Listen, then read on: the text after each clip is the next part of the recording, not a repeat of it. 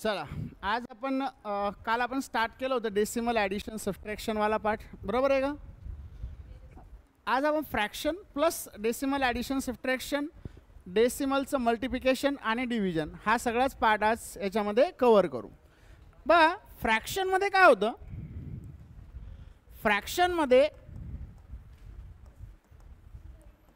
फ्रॅक्शनमध्ये काय फरक येतो बघा. आता इथे 2/3 आहे, 3/5 असेल, 5/7 असेल, 13/12 असेल, 19/15 असेल किंवा 16/13 असेल. त्यानंतर 2 1/3 असेल, 5 7/8 असेल, 16 9/11 असेल. मग ह्या केसमध्ये काय होतं, हे फ्रॅक्शनचे वेगवेगळे टाईप आहे. फ्रॅक्शनचे काय आहेत, वेगवेगळे टाईप. मला सांगा बरं काय काय फरक आहे, कोणाला काय काय फरक दिसतो याच्यामध्ये, काय काय फरक दिसतो याच्यामध्ये. सब कुछ तो सेम है, फ्रैक्शन तो लिखा है मैंने.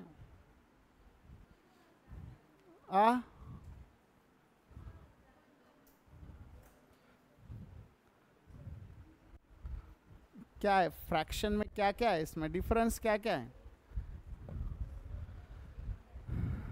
याच्यात? एक गॅप, त्याच्यात 4 गॅप, अमुक गॅप तमुक गॅप. गॅप वाढवून टाकू आपण, काय फरक पडते? वाढवायचा का? डिनॉमिनेटर मोठे लहान, ठीक आहे, एक डिफरन्स सापडला. बघा इकडे लक्ष द्या थोडासा, मोबाईल नंतर बघा. याच्यामध्ये हा एक पार्ट आहे, याला आपण प्रॉपर फ्रॅक्शन म्हणतो. काय म्हणत असतो? प्रॉपर फ्रॅक्शन याला आपण म्हणत असतो. हा इम्प्रॉपर फ्रॅक्शन आहे, ओके. आणि हा वाला जो फ्रॅक्शन आहे याला आपण मिक्स्ड फ्रॅक्शन म्हणतो. हे फ्रॅक्शनचे 3 टाईप आहे याच्यामध्ये. आता प्रॉपर फ्रॅक्शन कशाला म्हणायचं? जर डिनॉमिनेटरपेक्षा न्यूमरेटर जर लहान असेल, कसा असेल म्हणजे त्याला 1 पेक्षा जास्त भाग जात, म्हणजे 1 पेक्षा 1च्या खालीच राहणार आहे. जर तुम्ही 2/3 ची व्हॅल्यू घेतली तर 0.66 येणार आहे. 3/5 ची घेतली तर 5 × 30 0.6, म्हणजे हे 60% असतं ॲक्च्युली. हे 14 × 5 = 70 म्हणजे 0.71 होईल, ओके. मग ज्या फ्रॅक्शनमध्ये आता कसं आहे, हे तर तुम्हाला परीक्षेला येणार नाही की प्रॉपर फ्रॅक्शन कोणता आहे आणि इम्प्रॉपर कोणता आहे, पण माहिती असणं गरजेचं आहे. मग आता ह्या केसमध्ये जर डिनॉमिनेटरपेक्षा जर न्यूमरेटर लहान असेल तर त्याला काय म्हणत असतो आपण? प्रॉपर फ्रॅक्शन म्हणत असतो. जेव्हा डिनॉमिनेटरपेक्षा न्यूमरेटर हा मोठा असतो, मग इथं काय होतं, आता कधी कधी इथं याला असं भाग देऊ शकतो, 12 × 1 = 12 आणि 1 = 13 होणार आहे, बरोबर. आता कधी कधी 1चा भाग बसेल, कधी याला आपण 27 बी घेऊ शकतो, म्हणजे हे होईल 12 × 2 = 24, 25 × 26 = 27, म्हणजे 3 उरले. म्हणजे कधी कधी 2चा बसेल, म्हणजे त्याला डिनॉमिनेटरपेक्षा न्यूमरेटर हा कसा असणार आहे, मोठा असणार आहे, म्हणजे तिथं 1+ व्हॅल्यू येणार आहे काहीतरी, तर तो असतो इम्प्रॉपर फ्रॅक्शन. मग हे इम्प्रॉपर आहे. आणि त्यानंतर जे फ्रॅक्शन आपण असे लिहितो, आता ह्याच फ्रॅक्शनला कन्वर्ट करू शकतो आपण इम्प्रॉपर फ्रॅक्शनला, तर त्याला आपण काय म्हणत असतो? मिक्स्ड फ्रॅक्शन म्हणत असतो. काय म्हणत असतो? Mixed fraction. क्लिअर आहे का? काही डाऊट आहे कोणाला याच्यामध्ये? आता याच्यामध्ये प्रॉपर फ्रॅक्शनमध्ये 2 गोष्टी असतात, एक असतं रिकरिंग आणि दुसरं असतं नॉन रिकरिंग. रिकरिंग म्हणजे काय सांगितलेलं आहे तुम्हाला नंबर सिस्टम शिकवताना? काय असतं रिकरिंग फ्रॅक्शन म्हणजे? रिकरिंग फ्रॅक्शन म्हणजे काय असतं?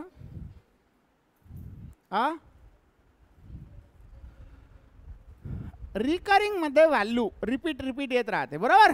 कशी येत राहते? रिपीट. म्हणजे व्हॅल्यू जर समजा 2/3 आहे तर 2/3 म्हणजे 0.3333 होणार आहे, म्हणजे रिकरिंग आहे. आता जर 1/7 असेल तर हे रिकरिंग राहणार नाही, 14 28 असं पुढे काहीतरी येणार आहे, 56. मग हे नॉन रिकरिंग आहे. तर याच्यामध्ये 2 टाईप असतात. कोणाला काही डाऊट आहे इथपर्यंत? मग एकदा लिहून घ्या फटाफट, मग आपण पुढचं कंटिन्यू करू.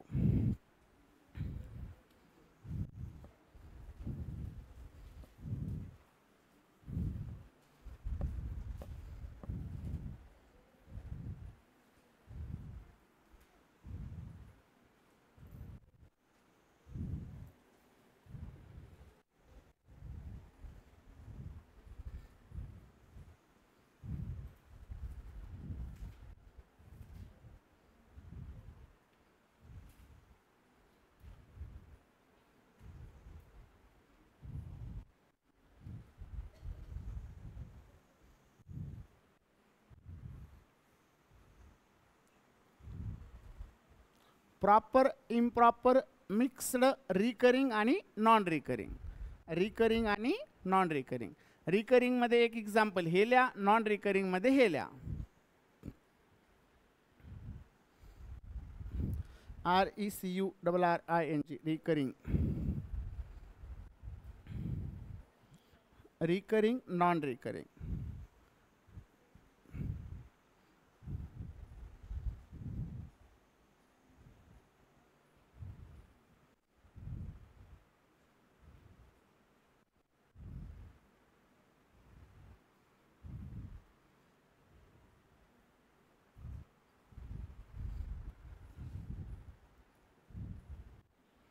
झालं का?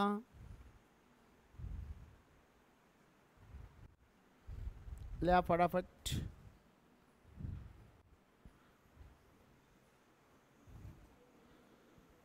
रेग्युलर करत चला, पुन्हा ॲब्सेंट राहू नका.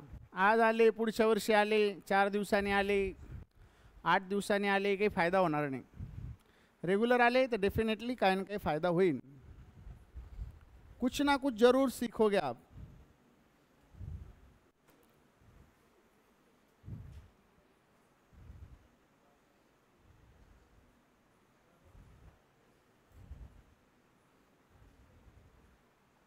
झालं?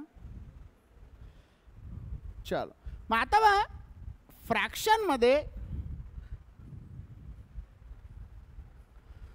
जे इम्प्रॉपर फ्रॅक्शन असतात, समजा इथे 17/13 दिलेलं आहे, तर आपण याला कन्वर्ट करू शकतो 13×1=13. याला जोपर्यंत भाग जातो तोपर्यंत भाग द्यायचा, 13×1=13, आणि रिमाइंडर हा इथं लिहायचा. म्हणजे याला आपण मिक्स्ड फ्रॅक्शन म्हणतो, बरोबर. आणि मग याच्यात काय होत असतं माहिती आहे का, रुपये वेगळे आणि पैसे वेगळे होत असतात. आता ह्या केसमध्ये तुम्हाला कधी कधी आता या दोघांची किंमत कशी असणार आहे, सेम असणार आहे. दोघांची किंमत कशी आहे ह्या केसमध्ये, सेम, पण फक्त मांडणी चेंज झाली. मग कधी कधी काय होतं, आपलं आन्सर हे येतं पण ऑप्शनमध्ये हे असतं. मग आपण म्हणतो यार आपलं आन्सर तर चुकलं, मग आपण परत कॅल्क्युलेट करतो. गरज आहे का? नाही. आपल्याला फक्त जसा क्वेश्चन दिला आणि ऑप्शन कोणत्या पद्धतीचा आहे त्या टाईपमध्ये आपल्याला काय करावं लागणार आहे, दरवेळेस कन्वर्ट करावं लागणार आहे. जर समजा तुम्हाला क्वेश्चन असा दिला 13 2/3 प्लस 17 9/11, मग आता ह्या केसमध्ये काय होणार आहे, मोस्ट ऑफ द टाईम, म्हणजे असं आपण 100% नाही सांगू शकत, पण शक्यतो जास्तीत जास्त वेळेस काय होणार ह्या केसमध्ये माहिती आहे का, तुमचे ऑप्शन पण अशाच पद्धतीचे काहीतरी असणार आहे. म्हणजे तुम्ही याला इम्प्रॉपरमध्ये मांडू शकणार नाही. मग तुम्ही जर याला कन्वर्ट केलं, समजा 13 39 40 41 भागिले 3 प्लस मग 17 × 11 17 170 आणि ते 187 87 आणि ते 3 190 आणि 196 भागिले 11 असं करत बसले आणखीन सॉल्व केलं, फायदा होणार आहे का? नाही. येणाऱ्या आन्सरला तुम्हाला परत एकदा कन्वर्ट करत बसावं लागेल. मग अशा केसमध्ये आपण जर याला ह्याच पद्धतीने सॉल्व केलं तर आपला आन्सर पण आपल्याला असंच भेटेल, म्हणजे आपलं कन्व्हर्जनचा टाईम वाचेल. पण हे कन्वर्ट करता आलं पाहिजे. मग याला कन्वर्ट कसं करायचं तर आत्ता परत सांगितलं मी, जोपर्यंत भाग जातो तोपर्यंत द्यायचा आणि रिमाइंडर इथे ठेवायचा. मग याला परत असं कन्वर्ट करायचं असेल तर ह्या दोघाचा गुणाकार 13×1=13 आणि हे 4 याच्यात ॲड करायचे, म्हणजे हे होतं 17/13. क्लिअर आहे का? काही डाऊट आहे कोणाला इथपर्यंत? मग आता काय होतं बघा, याच्यामध्ये तुम्हाला फ्रॅक्शनमध्ये आपल्याला ह्या फ्रॅक्शनचा टेबल पण पाठ करावा लागतो. फ्रॅक्शनचा जर तुम्ही आता ॲडव्हान्स बॅचचे काही व्हिडिओ बघत असाल कोणी, तर त्यामध्ये फ्रॅक्शनचा वापर खूप ठिकाणी आहे. म्हणजे तुम्हाला असं विचारलं जातं एखाद्या ठिकाणी 18.18% सांगा किती आहे, 18.18% म्हणजे डबल दिलेलं असतं मुद्दामून. मग आता जर समजा एखाद्या व्हॅल्यूचे हे पर्सेंटेज आपण कॅल्क्युलेट करत बसलो तर आपली तर वाट लागून जाते, कारण तिथं भागच जात नाही. मग अशा केसमध्ये जो एक्झामिनर असतो त्याला एक्सपेक्ट असतं की बा तुम्ही हे 18.18 घेऊच नका, इथं फ्रॅक्शन घ्या 2/11. आणि होतं काय, ही जी व्हॅल्यू असते ना डेफिनेटली 11च्या काहीतरी पाड्यात असते. मग हे कॅल्क्युलेट करायला सोपं जातं. आता बघा हे किती झालं, 200 दुनी 400 झालं. आता हे भेटलं आपल्याला 18.18% ऑफ 2200 म्हणजे किती भेटलं, 400. आता हे जर मी असं सॉल्व करत बसलो असतो 18.18% ऑफ 2200, तर मग मला ताळमेळ लागला नसता. मग मी काय केलं असतं, 0 कट केले असते. 22चा पाडा मला येत नाही, मग डोकं लावत बसलो असतो, मग बेरीज होणार, मग आन्सर कधी येणार, वेळ जाणार त्याच्यामध्ये, आणि आलेला आन्सरसुद्धा परफेक्ट येणार नाही, डेसिमलमध्ये येणार. तुमचं कसं येणार आहे, डेसिमल. मग त्याच्यामुळं तुम्हाला फ्रॅक्शनचा टेबल पाठ करणं पण गरजेचं आहे, जो की पर्सेंटेजचा असतो. मग हा टेबल कसा तयार होतो ते पण आपण त्याच्यामध्ये एकदा बघू. मग आता टेबल बघा कसा तयार होतो. समजा एखाद्या ठिकाणी आपण जेव्हा 50% लिहितो ते असतं 50/100. 40% लिहितो म्हणजे काय होतं रे, 40/100. 70% असतं म्हणजे काय होतं, 70/100.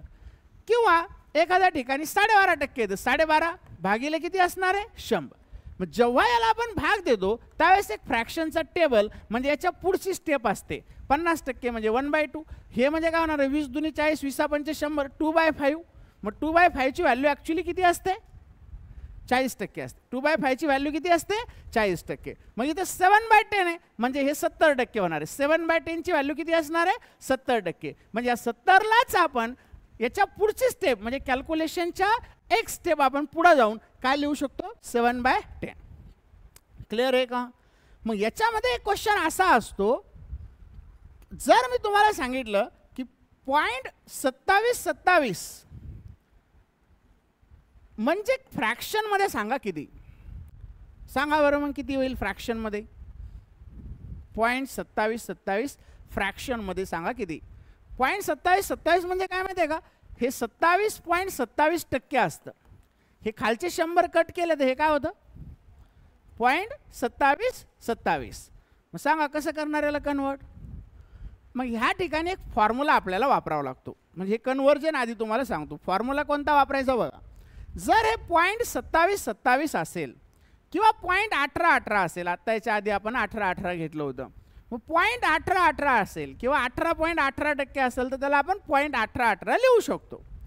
67.6767, 54.5454, म्हणजे अशा कितीतरी व्हॅल्यूज आहे ज्याला आपल्याला मोस्ट ऑफ द टाईम बेसिकमध्ये नाही. परत सांगतो मी तुम्हाला, बेसिकमध्ये याचा वापर होतो का, नाही. बेसिकमध्ये छोटे छोटे फ्रॅक्शन वापरले जातात. 50%, 25%, 40%, ज्या व्हॅल्यूज त्याच्या पुढे आहे हे फ्रॅक्शन तुम्हाला सगळे मेन्सच्या परीक्षेमध्ये वापरावे लागतात. कुठं वापरावं लागतात, मेन्स. मग आता सगळं तर काही पाठ करू शकणार नाही तुम्ही, कधी कधी तुम्हाला कन्वर्ट पण करावं लागेल. मग अशा केसमध्ये काय होतं, याला असं कन्वर्ट करायचं कसं बघा. समजा इथं एक्स आहे, एक्स इक्वल टू 0.1818 आहे. याला पण 10 ने गुणायचं म्हणजे बोथ साईड, आणि याला पण 10 ने गुणायचं. क्लिअर आहे का, काही डाऊट आहे. मग गुणल्यावर काय येईल सांगा बरं. इथं 10x आणि इथं काय येईल, काय येईल 1.8181. हे असं कंटिन्यू असतं, पुढं रिपिटेशन असते, रिकरिंग असतं याच्यामध्ये.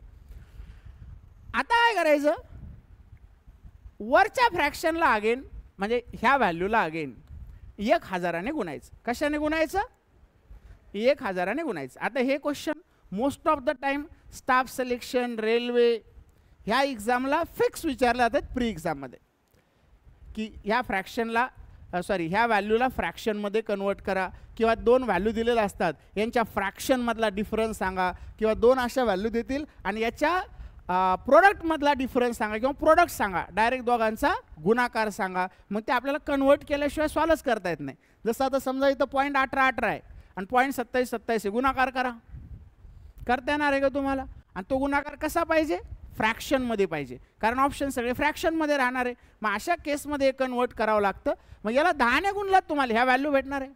मग ह्याच व्हॅल्यूला पुन्हा 1000ने गुणायचं आहे आपल्याला, बोथ साईडवर का. मग 1000ने गुणल्यावर काय काय भेटल सांगा बरं, काय काय भेटल, बोलो कुछ तो बोलो. 1000x आणि इकडे काय भेटल, काय भेटल, अरे बताओ कुछ तो. 181 पॉइंट. क्लिअर आहे का. 1000ने गुणला ना, गुणल्यावर काय होणार आहे, फक्त डेसिमल चेंज होणार आहे, वेगळं काय होणार आहे का. क्लिअर आहे का, कन्फ्युजन आहे याच्यामध्ये. पहिले काय केलं आपण, एक्सला 10 ने गुणलं, काय भेटलं 10x. 0.1818 आहे, मग याला आपण गुणलं 10 ने, हे भेटलं 1.818181, म्हणजे 18 राहत असतं ते. आता काय केलं, परत आपण एक्सला 1000ने गुणलं आणि या व्हॅल्यूला पण 1000ने गुणलं तर आपल्याला भेटलं हे 1000x आणि हे भेटलं 3 नंतर डेसिमल फक्त शिफ्ट झाला 181.818181. आता काय करायचं फक्त माहिती आहे का, याच्यातून हे मायनस करायचं आहे आपल्याला, याच्यातून हे काय करायचं आहे मायनस. करा बरं मायनस. काय होईल, 1000तून 1000x मधून 10x गेले, किती राहिले 990x. आणि याच्यातून जर हे गेले तर हे काय होणार माहिती आहे का, पुढची चिल्लर कॅन्सल होणार आहे. म्हणजे हे जे 181.8181 राहणार आहे ना, तर याच्यातलं कॅन्सल काय होणार आहे, 1.8181 कॅन्सल होणार आहे. म्हणजे राहणार काय 18 राहील का, किती राहील 181.8181 मधून 1.8181 मायनस झाला तर 18 राहील का, 100 किती राहील 80 राहील. मग आपल्याला इथं जो फ्रॅक्शन भेटेल तो असा भेटेल 180/990. म्हणजेच काय भेटेल रे, 9 दुनी 18, 9 1 9, 9 1 9. क्लिअर आहे का, काही डाऊट आहे कोणाला. मग जर समजा इथं तुम्हाला दिलेलं असेल 0.545454 तर सांगा बरं काय असेल, मग कन्वर्ट करा बरं फटाफट. 0.545454 दिलेलं असेल तर हे काय असेल, 0.2727 दिलेलं असेल तर काय असेल,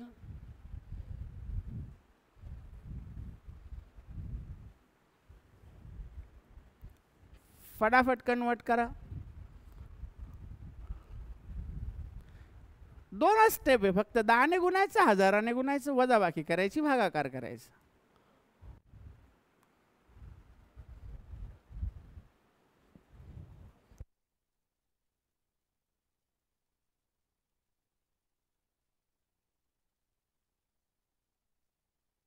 आलता तसं इथं फ्रॅक्शन पाहिजे आपल्याला.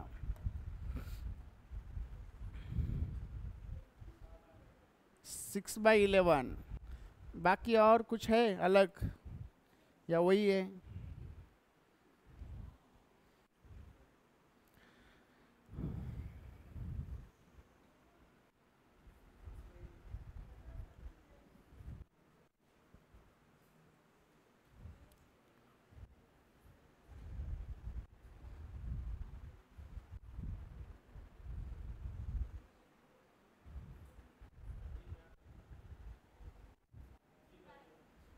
हे काय येईल 3/11. खालचं काय आलं हे 6/11. हे काय येणार आहे 3/11. क्लियर है, कोई डाउट है किसी को.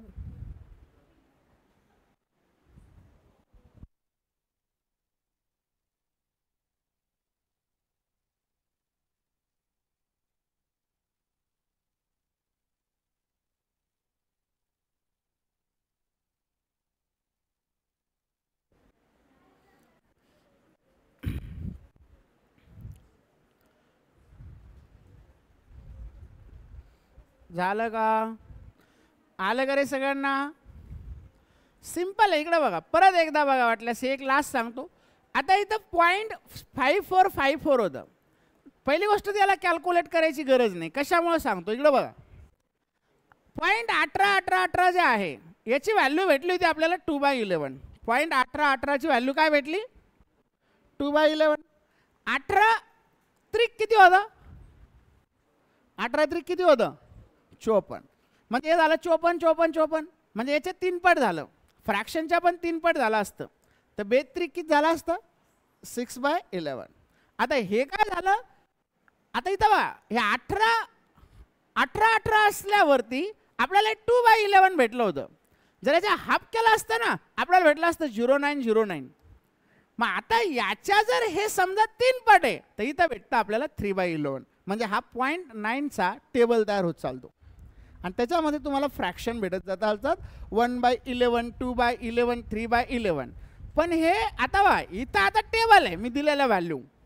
कधी कधी टेबल नसेल मग त्या ठिकाणी तुम्हाला ते कन्वर्ट करता आलं पाहिजे. मग त्याला कन्वर्ट कसं करायचं, डबल एकदा बघा काय याच्यामध्ये सिंपल प्रोसेस आहे. 5454 आहे, मी काय म्हटलं इक्वल टू एक्स माना, याला 10ने गुणा, याला 10ने गुणा. याला जर 10ने गुणलं तर हे होतं 10x, याला गुणलं ते होतं 5, 0.4545 असं कंटिन्यू असतंय. मग आता परत काय होईल, मी म्हटलं याला परत एकदा हजाराने गुणा, हजाराने गुणला आपण याला, तर हे काय भेटणार आहे, हजाराने गुणल्यावर 1000 एक्स भेटल.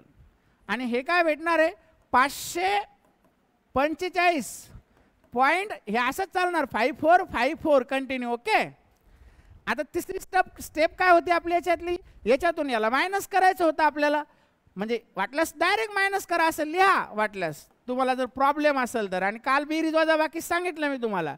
डेसिमलच्या खाली काय करायचं आहे आपल्याला, डेसिमल लिहायचं आहे. मग आता हे किती लिहिलं तुम्ही तर काय होणार या केसमध्ये, हे होईल 990 990 एक्स. आता हे फक्त पुढचं कॅन्सल होणार आहे ना, म्हणजे इथं हे तर 000 झालं, इथं डेसिमल आला, हे 0 झालं आणि हे 540 झाले. मग एक्स बरोबर भेटलं 540 भागिले 990.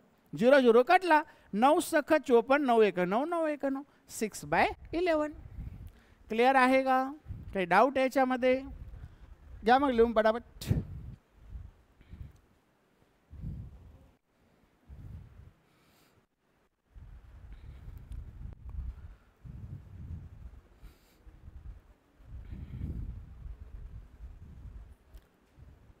आता फ्रॅक्शनचा वापर आपल्याला पर्सेंटेजमध्ये करावा लागतो, फ्रॅक्शनचा सिम्प्लिफिकेशनमध्ये होतो, सगळीकडेच फ्रॅक्शनचा वापर होतो. एकदा लिहून घ्या, मग एक पर्सेंटेजचा टेबल तुम्हाला लिहून देतो, त्याचा वापर आपण नंतर बघू.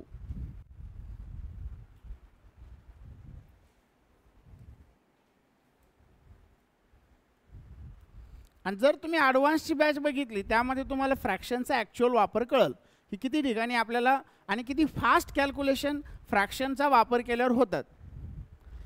इवन आजच प्रॉफिट अँड लॉसचं पण केलेलं आहे बघा, सेकंड थर्डवालं लेक्चर, पण थर्ड टाकलं नाही बहुतेक अजून.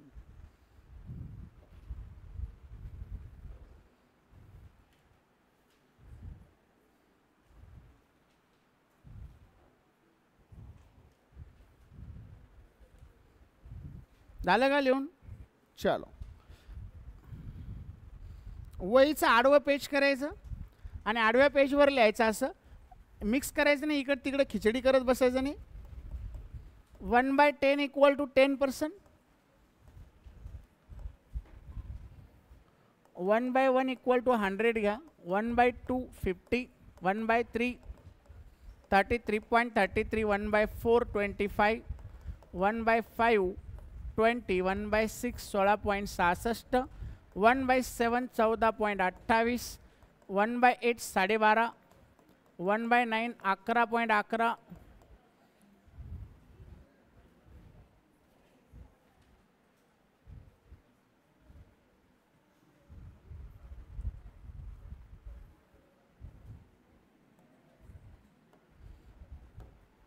1/10 10. ओके. 2/2 100, 2/3 66.6. हे पर्सेंटेजमध्ये बरं. आता याला लई ठिकाणी वापरायचं आहे आपल्याला. 3/3 100, 2/4 50, 3/4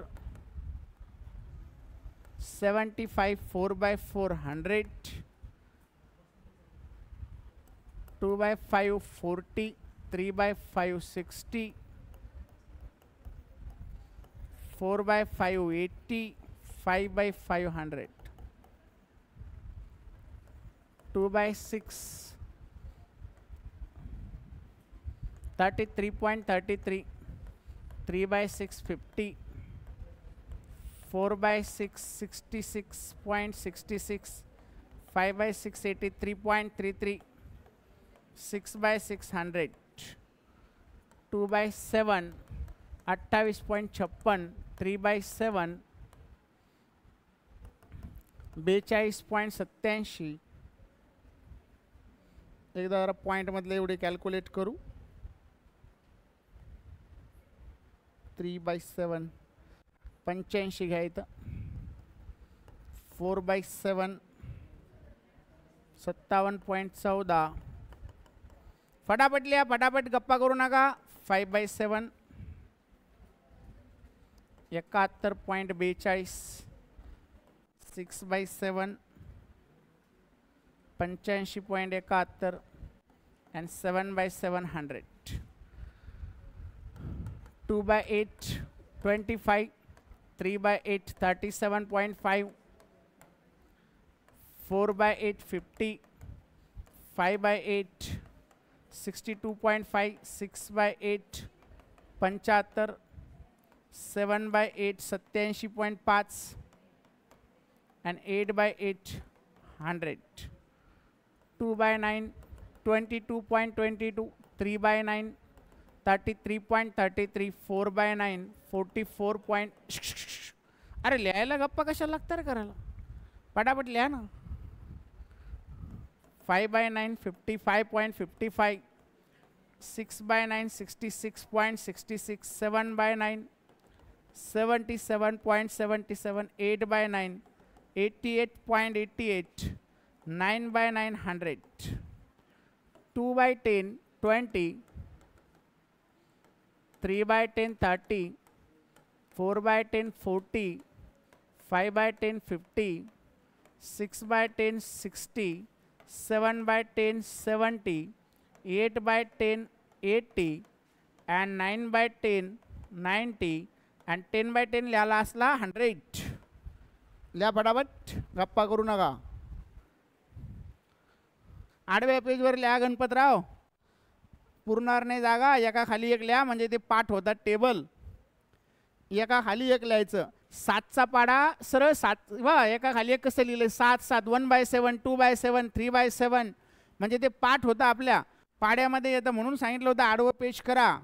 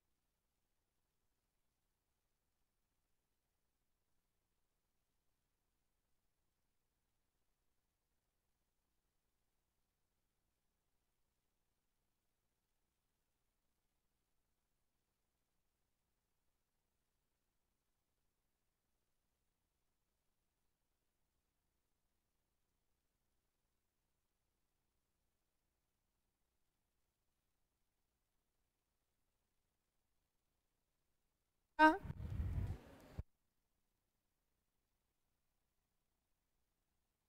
बघा, हे असंच का लिहायचं माहिती आहे का.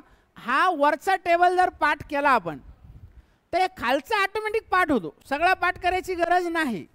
हे पाड्यात आहे. पाड्यात जसं की समजा एक गोष्ट लक्षात राहिली की डिनॉमिनेटरमध्ये जेव्हा 9 असतं तेव्हा हे असतं 11.11%. आणि मग काय होतं 11चा पाडा तयार होतो. 11 एका 11, 11 दोन्ही 11 3, म्हणजे खालचं लक्षात ठेवायची गरज आहे का. मला आता इथं कळालं की डिनॉमिनेटरमध्ये 9 आहे म्हणजे 11चा पाडा आहे. 11 बाचे किती होणार आहे 55, 55.55%. समजा इथं आता आपल्याला कळालं की 8 8 म्हणजे 12.5चा पाडा आहे, म्हणजे 12.5 चोक जेवढे होईल तेवढे, 12.5 चोक होते 50. आता 12.5चा नसेल येत, पण 8 म्हटलं की 12.5च्या पाड्यात असतं, एवढं लक्षात ठेवायचं. मग होता काय, 12.5 नाही तर 12चा पाडा म्हणायचा, 12 पंचे 60. पण या 5चा हाफ ऍड केले, 12 पंचे 60 आणि 5चा हाफ किती होते, 2.5. 60 आणि 2.5 किती झाले, 62. म्हणजे हे आपल्याला पूर्ण पाठ करायची गरज पडणार नाही. फक्त तुम्ही जर समजा वरचा टेबल पाठ केला की संपलं. इथं वा 14 1 14, 14 2 28, 14 3 42. आता इथपर्यंत 14चा पाडा सरळ आहे. इथून पुढे एक एक ऍड करायचा आहे. 14 चोक 56 आणि एक ऍड 57, 14 पंचे 70 आणि एक 71. म्हणजे एक्झॅक्टली जरी नाही, आता इथं हा वाला एक टेबल सोडला तर बाकी सगळे एक्झॅक्टली लक्षात ठेवू शकता तुम्ही. पण ह्या टेबलमध्ये अप्रॉक्सिमेटली पण तुम्हाला लक्षात ठेवता येतं. फक्त पहिली व्हॅल्यू लक्षात ठेवायची 14.28%. मग इथं काय होतं, ह्या पाड्यामध्ये फक्त 2 व्हॅल्यू लक्षात ठेवायचे, एक तर पहिली आणि 5वी. का तर हे आधी झालेलं आहे आपलं. हे 4/6 म्हणजेच बेदुनी 4 व्यतिरिक्त 6, 2/3. मग 2/3 इकडे झालेलं आहे. हे 3/6 म्हणजेच काय असतं रे, 1/2 म्हणजे 1/2 इकडे झालेलं आहे. आता हे 33.33 म्हणजे 1/3 आहे, म्हणजे हे पण इथं झालेलं आहे. म्हणून ह्या टेबलमधल्या म्हणजे जिथं 6 आहे तर 6, ह्या टेबलमधल्या फक्त पहिली आणि किती व्हॅल्यू लक्षात ठेवायची आहे, 5वी. क्लिअर आहे का. आता आपल्याला तुम्ही ॲडव्हान्स पाहिलं तुम्हाला कळलं, एक सर्टन अमाऊंट असं आपल्याला सांगितलं जातं की 83.33%ने वाढली किंवा इन्क्रीज झाली किंवा काहीतरी विकली. मग त्या केसमध्ये आपल्याला फ्रॅक्शनचा टेबलच कामाला येतो. जेव्हा व्हेरिएबल बेस्ड क्वेश्चन असेल किंवा नॉन व्हेरिएबल पण डिफिकल्ट असेल तर त्या केसमध्ये हा टेबल लागतो म्हणजे लागतो. नाही तर मग कॅल्क्युलेशन करून तुम्ही पागल होऊन जासाल, पागल. एवढे कॅल्क्युलेशन तुम्हाला करावं लागणार त्या केसमध्ये.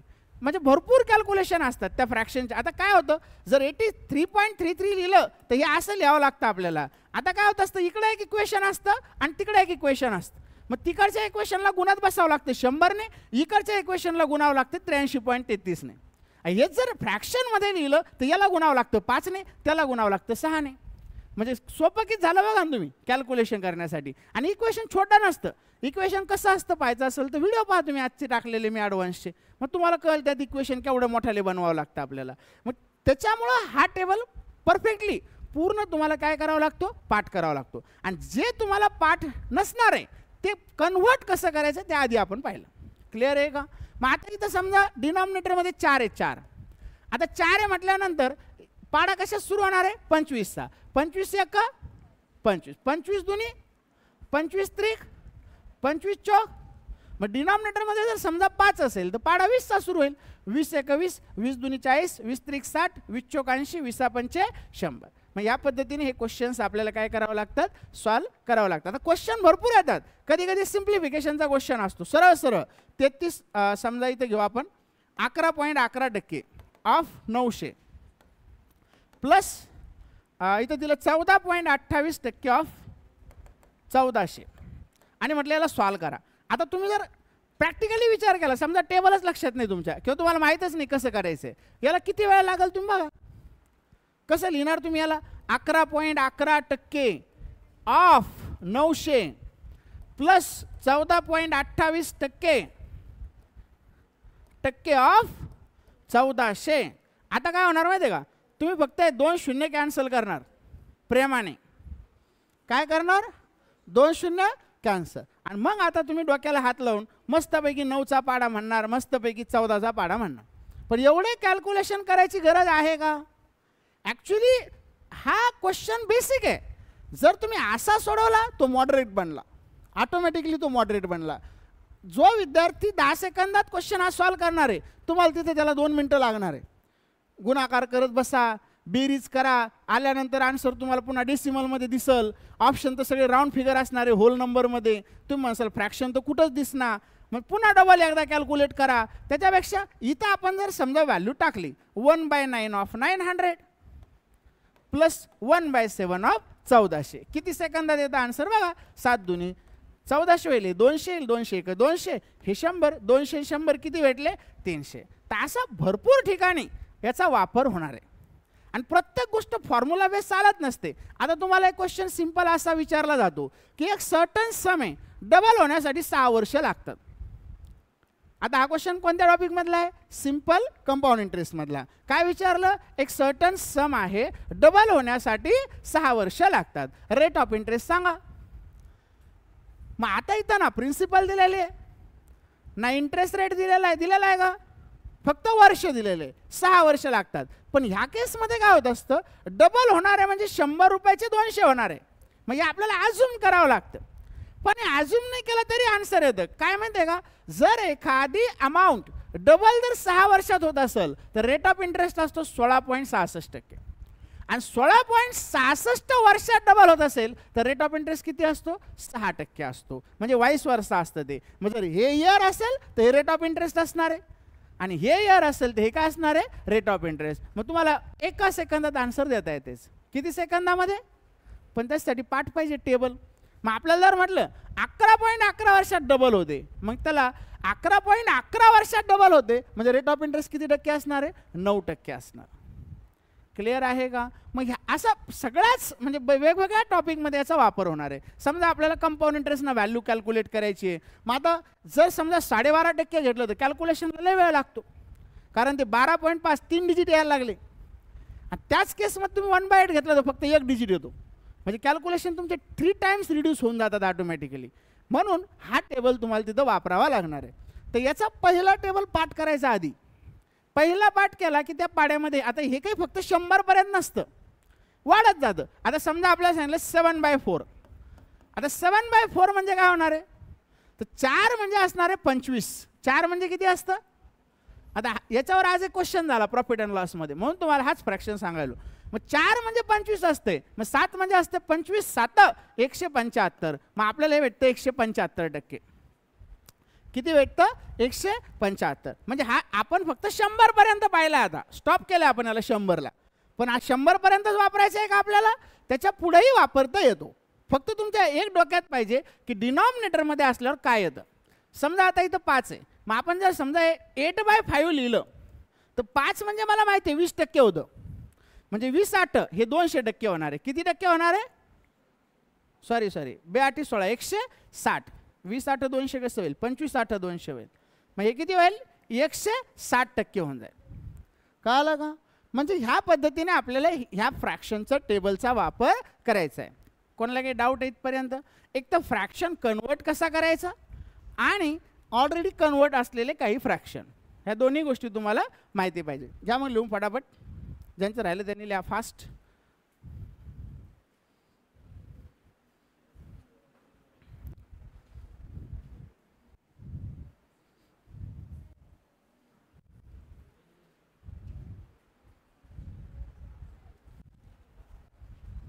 आता फ्रॅक्शनचं comparison, fraction largest fraction, smallest fraction, third largest, second largest, second smallest, हे आपण नंतर मिसलेनियस नावाच्या टॉपिकमध्ये बघू.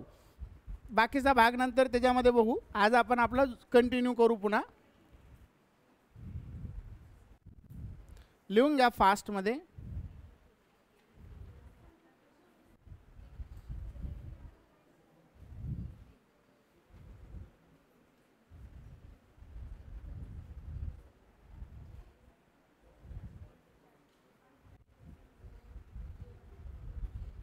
झालं का? लिहिलं का सगळ्यांनी? चलो बघा, काल आपण पाहिलं होतं की डेसिमलची ॲडिशन सबट्रॅक्शन. झालं का? राहिलंय कोणाचं? राहिलं तरी असं म्हणाले, झालं तरी असं म्हणाले. नेमकं मैं क्या समजू? चलो बघा, काल आपण पाहिलं होतं फ्रॅक्शनची बेरीज वजाबाकी कशी करायची. तर बेरीज वजाबाकी करत असताना फक्त एकच रूल आपण पाहिला होता. काय पाहिला होता? डेसिमलच्या खाली डेसिमल घ्यायचा. समजा एक एक्झाम्पल पण याच्यामध्ये घेऊ आणखीन एकदा. 14.495 प्लस 17.81 मायनस 13.222426 काय असेल ते. मग आपण याच्यामध्ये काय करायचं? आता समजा जर अजून याच्यात मायनस टाकलं आपण एखादं 3.567, तर या केसमध्ये काय होतं? जे प्लस प्लस वाले त्यांच्या आधी बेरीज करून घ्या. म्हणजे या दोघांची बेरीज होईल 17.81 81 बरोबर. आणि जे वजा वजावाले यांची पण आपल्याला एलच मोठं झालं, याला छोटं करू.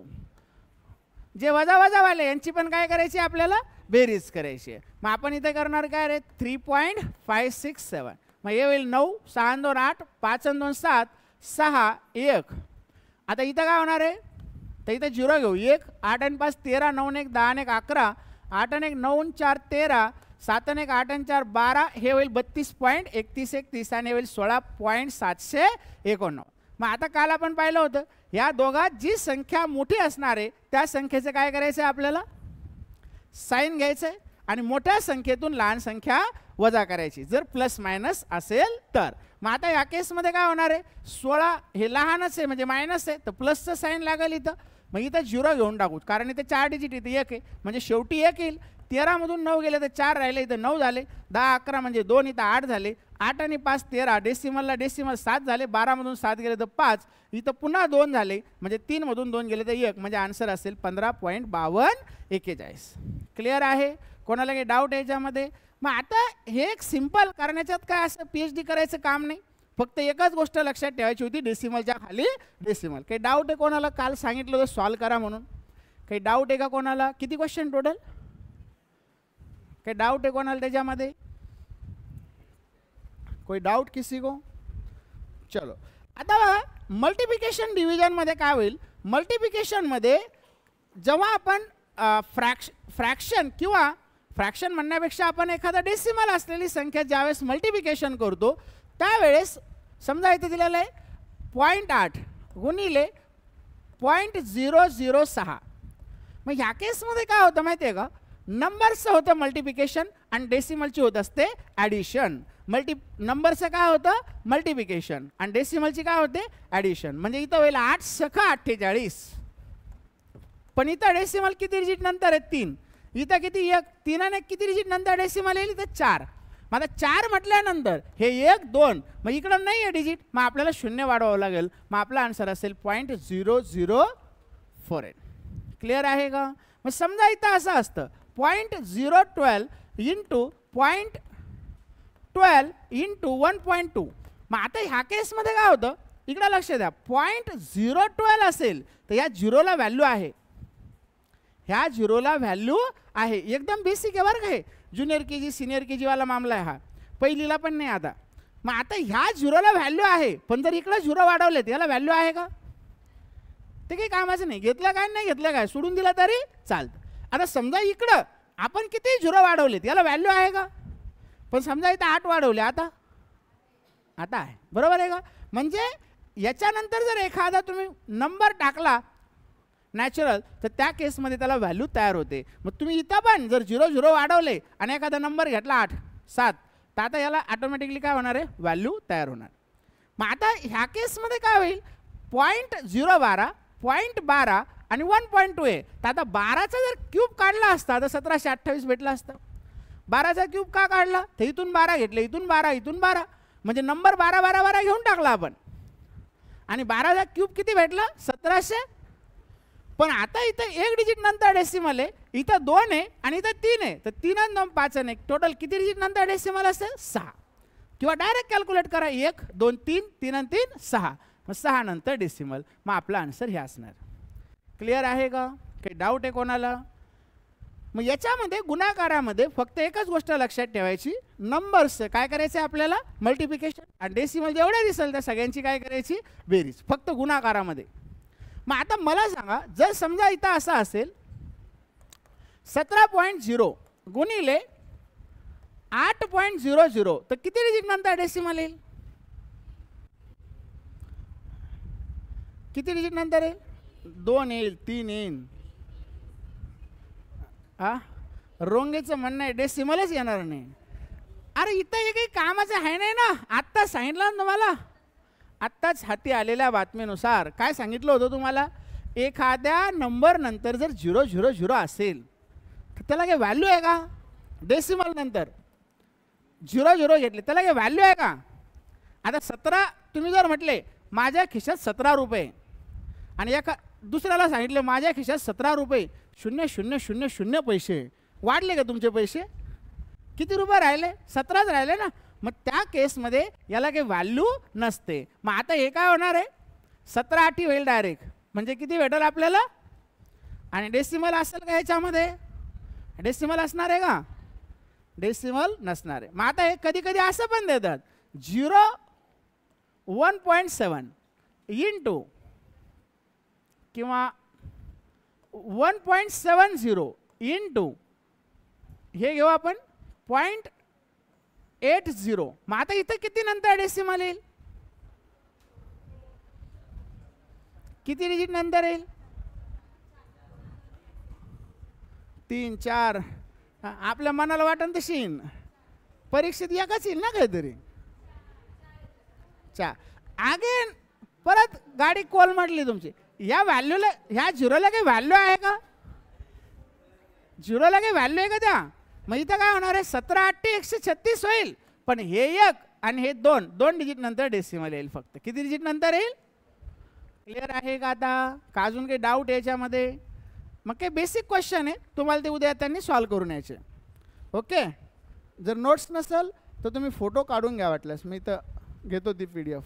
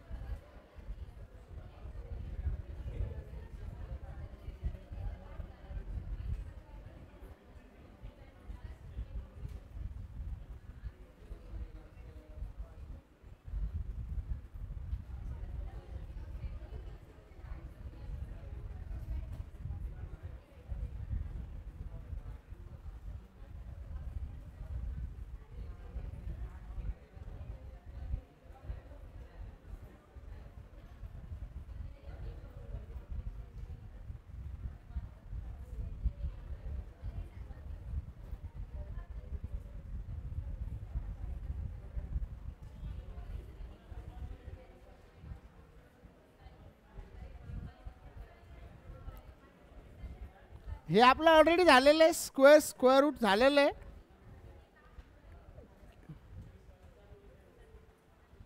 हा वाला पार्ट आहे बघा, जिसके पास है नहीं वो निकाल लो फोटो फटाक से. आता याच्यात पण तुम्हाला कन्फ्युजन साठी दिलेलं आहे बरं व्हॅल्यू. हे बघा कन्फ्युजन साठी व्हॅल्यू याच्यात पण दिलेलं आहे 40.00. ह्या 00ला काही किंमत आहे का, 00ला काही किंमत याच्यामध्ये नाही. मग डायरेक्ट 4 7 28 होईल, 4 7 28 होईल, 2 0 वाढतील फक्त, बरोबर. मग या पद्धतीने थोडं ट्राय करा. हे तर आपण साइनचा आधी शिकलेलो आहे. जिसके पास है नहीं नोट्स वो फोटो वगैरह निकाल लो फटाक से. हो गया, आगे भी होगी कुछ कुछ सवाल उसमें.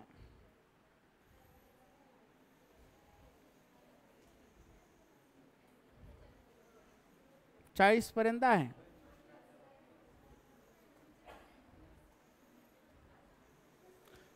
किती क्वेश्चन आहे टोटल, 17 पर्यंत सॉल्व करून यायचे. 17 पर्यंत, किती पर्यंत सॉल्व करायचे, 17. आणि फ्रॅक्शनचा टेबल पाठ करायचा. त्याच्या आधी तुम्हाला काय काय सांगितलेलं आहे, टेबल पाडे 20 पर्यंत पाठ करायचे. किती पर्यंत, 20 पर्यंत पाडे, 16 पर्यंत क्यूब, 30 पर्यंत स्क्वेअर. हे प्रत्येकाच्या पाठ पाहिजे. तुम्ही पाठ केलं तर फायदा कोणाचा आहे, तुमचा आहे, स्पीड वाढेल. ओके.